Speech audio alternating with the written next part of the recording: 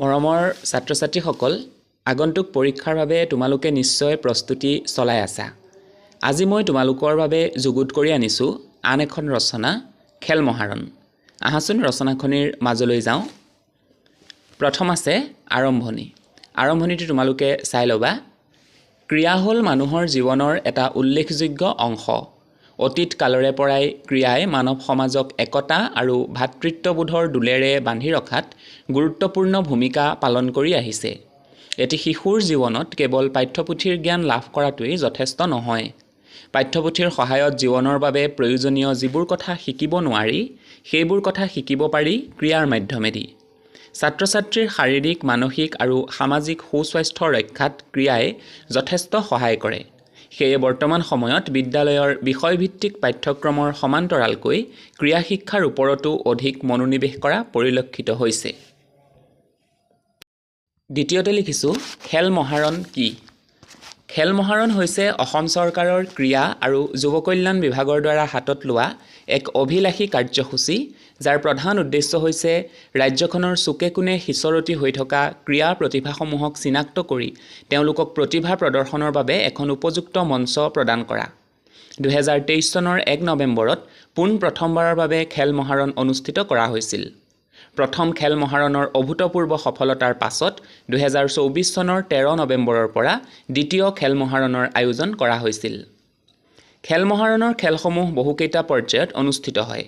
প্ৰথম স্তৰত গাঁও পঞ্চায়ত পৰ্যায়ত অনুষ্ঠিত হোৱাৰ পৰৱৰ্তী সময়ত বিধানসভা সমষ্টি, জিলা আৰু ৰাজ্যিক পৰ্যায়ত খেলসমূহ অনুষ্ঠিত হয়। খেল মহাৰণত বিভিন্ন ক্ৰীড়া প্ৰতিযোগিতা অনুষ্ঠিত হয়। সেইবোৰ হ'ল এথলেটিক্স, ফুটবল, কাবাডী, ভলীবল, দবা, সাঁতোৰ, চাইকেল চালনা আদি।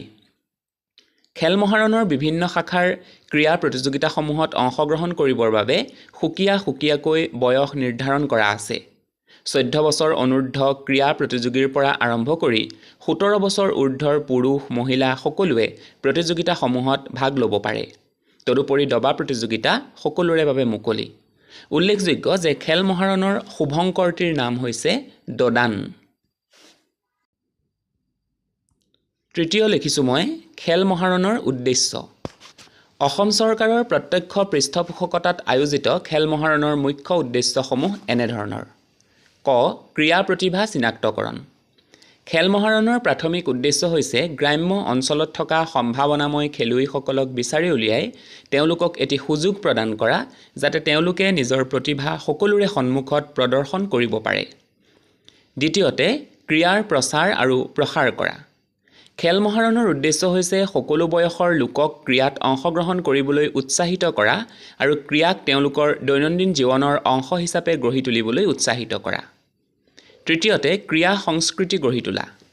খেল মহাৰণৰ আন এটি উদ্দেশ্য হৈছে অসমত বিশেষকৈ তৃণমূল পৰ্যায়ত ক্ৰীড়া সংস্কৃতি শক্তিশালী কৰা আৰু শিশুৰ পৰা বৃদ্ধলৈকে সকলোকে ক্ৰীড়াৰ প্ৰতি আকৃষ্ট কৰি ক্ৰীড়াক তেওঁলোকৰ জীৱনশৈলীত অন্তৰ্ভুক্ত কৰিবলৈ অনুপ্ৰাণিত কৰা। চতুৰ্থটো প্ৰতিযোগিতামূলক পৰিৱেশ প্ৰদান কৰা। খেলুৱৈসকলক অভিজ্ঞতা আহৰণৰ জৰিয়তে দক্ষতা বৃদ্ধিৰ বাবে প্ৰতিযোগিতামূলক পৰিৱেশ প্ৰদান কৰাটো খেল মহাৰণৰ অন্যতম উদ্দেশ্য। খেলসমূহত উৎকৃষ্ট প্ৰদৰ্শন কৰি প্ৰতিযোগিতাৰ মনোভাৱেৰে আগবাঢ়ি অনাগত সময়ত ৰাষ্ট্ৰীয় তথা আন্তঃৰাষ্ট্ৰীয় পৰ্যায়ত সুনাম অৰ্জন কৰিবলৈ সুযোগ প্ৰদান কৰাটো খেল মহাৰণৰ এটা অন্তৰ্নিহিত প্ৰধান উদ্দেশ্য। পঞ্চমতে ব্যৱধান দূৰ কৰা। গ্ৰাম্য ক্ৰীড়া প্ৰতিভাক ক্ৰীড়াৰ বহল জগতখনৰ সৈতে চিনাকি কৰি দি গাঁও আৰু চহৰৰ ক্ৰীড়াক্ষেত্ৰৰ মাজত থকা ব্যৱধান দূৰ কৰাটোও খেল মহাৰণৰ এক মহৎ উদ্দেশ্য। ইয়াৰ পাছতে আছে ছাত্ৰ-ছাত্ৰীৰ জীৱনত খেল ধেমালিৰ প্ৰয়োজনীয়তা। ছাত্ৰ-ছাত্ৰীৰ জীৱনত খেল ধেমালিৰ প্ৰয়োজনীয়তা কেতিয়াও নুই কৰিব নোৱাৰি। বৰ্তমান সময়ত ক্ৰীড়া শিক্ষাকো এক লাগতিয়াল বিষয় হিচাপে গণ্য কৰাৰ প্ৰয়োজনীয়তা আহি পৰিছে। ছাত্ৰ-ছাত্ৰীৰ জীৱনত খেল ধেমালিৰ প্ৰয়োজনীয়তাৰ বিষয়ে তলত দিয়াৰ ধৰণে সংক্ষেপে আলোচনা কৰিব পাৰি। প্ৰথমে খেল ধেমালিৰ নিয়মীয়া অনুশীলনে ছাত্ৰ-ছাত্ৰীৰ শাৰীৰিক সুস্বাস্থ্য বৰ্তাই ৰখাৰ লগতে মানসিক, আৱেগিক আৰু সামাজিক সুস্বাস্থ্য ৰক্ষাতো সহায় কৰে। দ্বিতীয়তে খেল ধেমালিয়ে ছাত্ৰ-ছাত্ৰীৰ মাজত কিছুমান প্ৰয়োজনীয় মূল্যবোধ যেনে শৃংখলাবদ্ধতা, সময়ানুৱৰ্তিতা, সহনশীলতা আদি গুণাৱলীৰ বিকাশ সাধন কৰে। তৃতীয়তে খেল ধেমালিয়ে ছাত্ৰ ছাত্ৰীৰ মনত সুস্থ প্ৰতিযোগিতাৰ মনোভাৱ জাগ্ৰত কৰি দলীয় আনুগত্য সহযোগিতা আদি গুণৰ বিকাশ সাধন কৰে।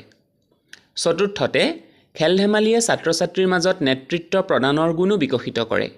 কোনো ছাত্ৰ বা ছাত্ৰীয়ে দলপতি হিচাপে কিদৰে সমিল মিলেৰে কাম কৰি পৰিকল্পনাসমূহ কাৰ্যকৰী কৰিব লাগে তাৰ ব্যৱহাৰিক জ্ঞানো ক্ৰীড়াৰ মাজেদিয়েই লাভ কৰিব পাৰি।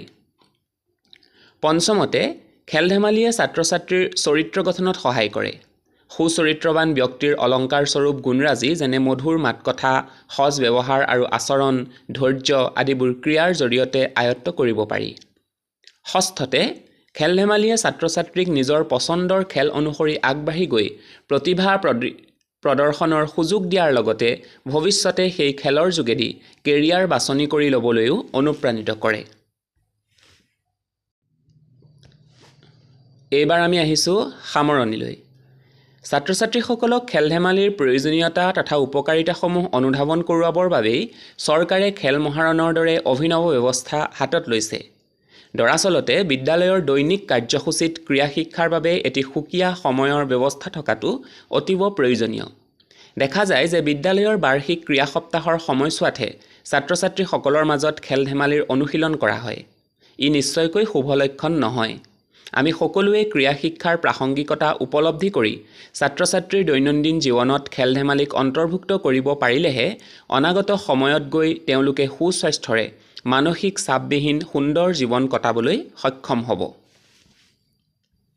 মৰমৰ ছাত্ৰ ছাত্ৰীসকল, আশা কৰিছোঁ আজিৰ ৰচনাখনিয়ে তোমালোকক উপকৃত কৰিব। তোমালোকৰ বাবে মই এনেধৰণৰ ৰচনা ভৱিষ্যতৰ দিনতো যুগুতাই আনিম। আজিলৈ ইমানতে মই বিদায় লৈছোঁ। ধন্যবাদ।